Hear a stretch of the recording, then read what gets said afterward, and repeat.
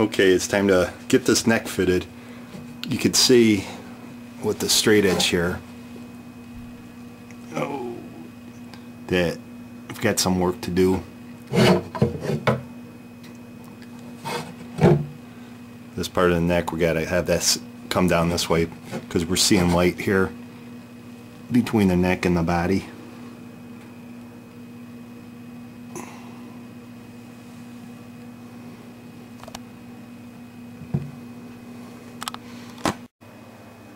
Okay, get the neck off, and to start fitting this, basically we want the neck to start angling down like this, right? So what we got to do is take off some material down at the bottom here, but we don't want any up at the top, so it'll be an angled cut. Basically, this is exaggerated, but we'll draw a line, something along this line, take material off of here, and that'll tilt the neck down. And I think what I'll do, I'll start with about a 1/16 inch in and draw a line, and then connect the two across the bottom here, and use that sanding stick and start taking the material off. Okay, I said I was going to go with 1/16, but when I put a 1/16 on the caliper, it looks pretty large, so I'm going to go up in 32nds, and a 32nd is 0.032 inch. So I set these right now. I get them at I get to 3.033, and I'll just scribe a line here on the bottom. And I'm just doing this by feel.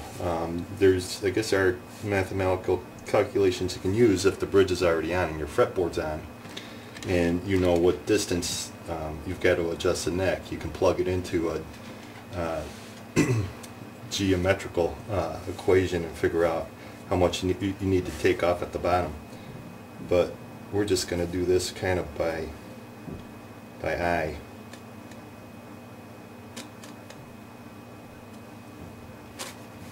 Okay, there's my line. So I'll draw that line, and then I'll connect on the sides here. Okay, I don't know if this will show up, but there's a straight line on the bottom of the heel here, which is the 32nds inch, and then on the side here I drew a straight line from that 32nds to 0 up on the top here. You see that? So what we'll do, we'll just start working with the sanding stick and taking that line down. Okay, here we go.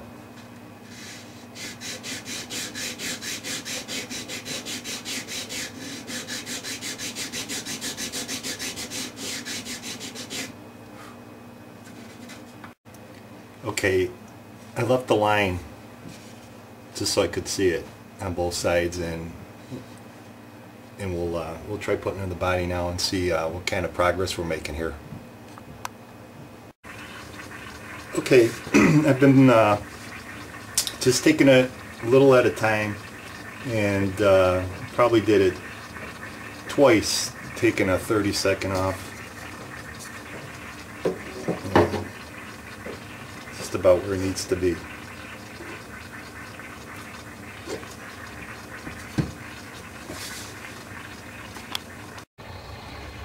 Okay, I've been working at the neck quite a bit, trying to get it fit, and you can see down here now the bridge or the saddle marks right here, and with the ruler I'm about between 3 32nds and maybe 4 32nds. So I think that's a pretty good angle right there. And basically what I did to fit the neck is, after I roughly got the line sanded off evenly across the bottom of the neck here, then I did the same thing with the sandpaper, except I put some 120 grit on there. I wanted to be a little more aggressive, and you know, just kind of worked it back and forth like this until we started hitting all sides. And you can see the marks there. We're pretty much picking up every edge of the neck. Now what we'll have to do, we know we have the right angle. We're going to have to check and see if the neck is following the center line. That'll be the next step.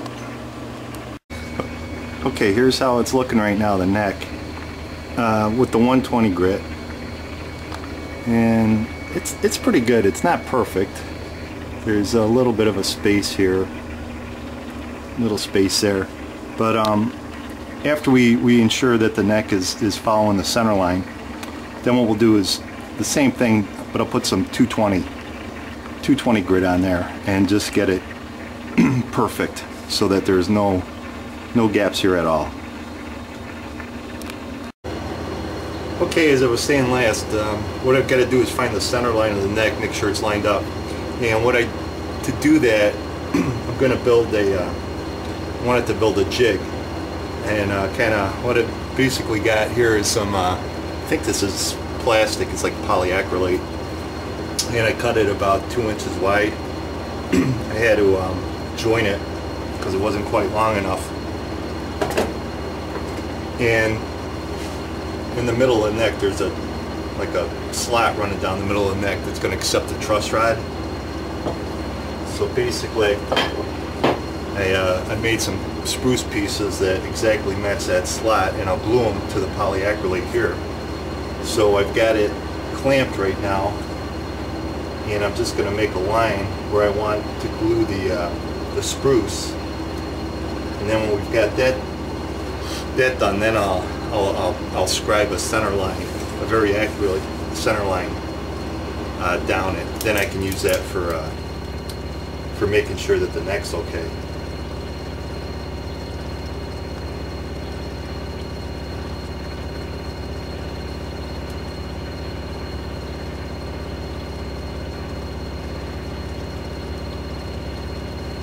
So basically I'll just put a line where the plastic is meeting the channel, and that'll give me a reference point for gluing that spruce strip.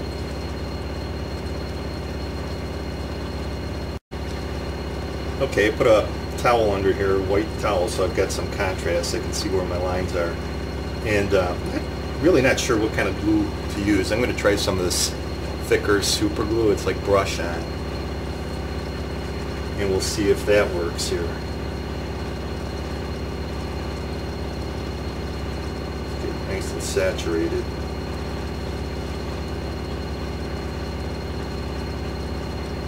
If this doesn't work, then I'll probably mix up some 2-part epoxy.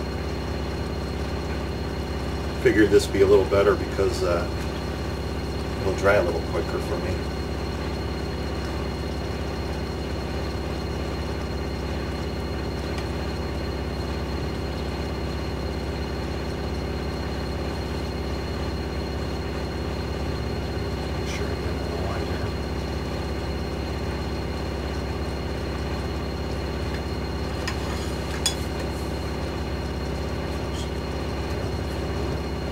This is going to work. It's grabbing pretty quick here.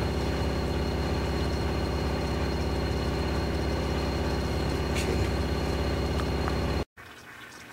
Alright, that went on pretty good. I just threw a few clamps on. I think this will set pretty quickly, but I'm going to give it a few, 20 minutes, half an hour here. Alright, while I'm waiting for that part to dry to line up the neck, and when I get what's going to become our fretboard, this piece of ebony, and I figured what I'll do is I'll notch out the frets. I'll cut the frets, and I ended up buying, here's a fret saw. I got a little table saw down here, but this fret saw is going to go on there. There's like a little index pin, and basically it's a pretty simple process. You just make a fence, you put this index pin in a certain height. It's got some instructions. I got to just double check the height, and basically it's got a template here with a couple different scales on there. There's a Martin long scale and a Martin short scale. So on this particular guitar we're going to use a long scale, which is 25.34. I think they call it 25.4 typically. And then basically I'll probably use some double stick tape and stick the template to the fretboard here, and then see the little notches? You basically just put the pin in the notch and then slide over your, we'll set the, you know, the saw depth, and you just slide and cut the notches. So that's just basically all I got to do.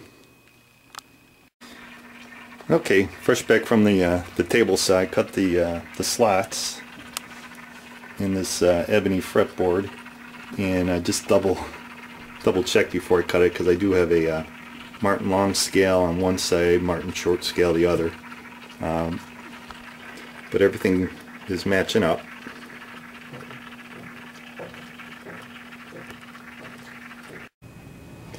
Okay, I've just been doing a little bit of math here.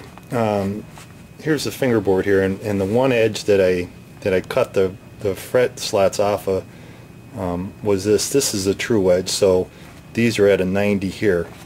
And so what I did from there is I measured down, and I scribed a center line right across, because eventually what we've got to do, see, it's a lot bigger than what we need on the you know, based on the plans, and your fretboard kind of tapers. You know, it's wider down at the sound hole, and then it tapers down to the nut.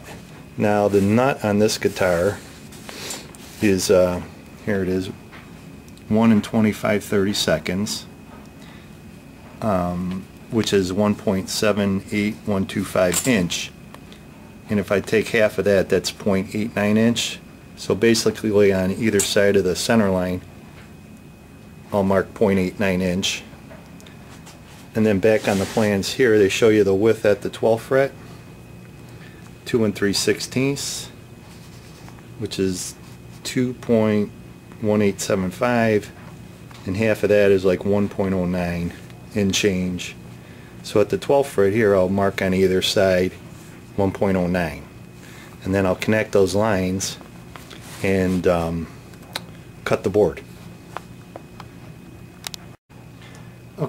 Okay, I flipped the fretboard over because it was easier to draw the lines. You can see my center line there, and then I did those measurements. Like the nut is down here, so I did that 1 in 25/32. I halved it and put a line here and here, and then I connected it back at where the 12th fret is, which was going to be 2.1875, and I basically connected that line down there with the 12th fret and just kept going.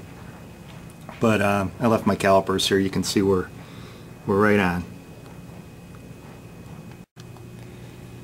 Alright, well, I think there's quite a bit going on here, so I'm probably going to post this video as we wait for the that template to dry, so that we can line up that neck and just make sure it's on totally straight. And then once we do that, we'll be getting more into the fretboard. I've got some inlay I want to do on here. We got to put the position markers on, so there's quite a bit of stuff going on. But I'm going to devote this video. We lost our little Westie this week. Her name was Maggie, and it's a pretty sad time, but she was a great little dog. So I got a picture of her down here, and she can kind of keep me company and help me finish the building on this guitar.